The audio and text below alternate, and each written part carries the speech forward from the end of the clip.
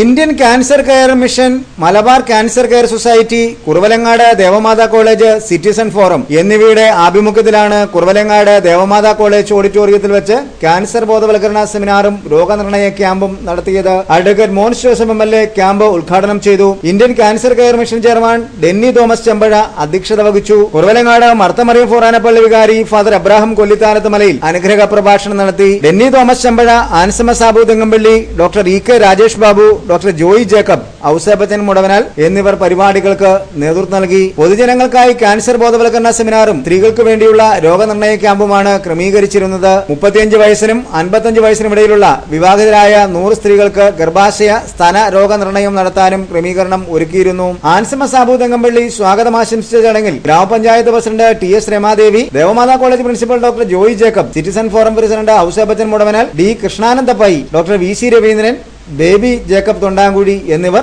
പ്രസംഗിച്ചു. ഏവർക്കും അറിയാവുന്നതുപോലെ ക്യാൻസർ ഇന്ന് സമൂഹത്തിന്റെ ഒരു വലിയ ഭീഷണിയാണ്, ഒരു വേദനയാണ്. എന്നാൽ അതിനേക്കാളേറെ പ്രധാനമായ മറ്റു ചില വെല്ലുവിളികൾ സമൂഹത്തിലുണ്ട്. ക്യാൻസറുമായി ബന്ധപ്പെട്ട് ക്യാൻസർ അവഗണനകൾ, ആ വ്യക്തിക്ക് നേരിടേണ്ടി വരുന്ന ഉടനുള്ള മരണഭീതി, ആ വ്യക്തിയുടെ അജ്ഞതയും ഭീതിയും ഒക്കെ മുതലാക്കിക്കൊണ്ടുള്ള ആ വ്യക്തിക്ക് നേരിട്ട് ചെല്ലുന്ന ചൂഷണങ്ങൾ,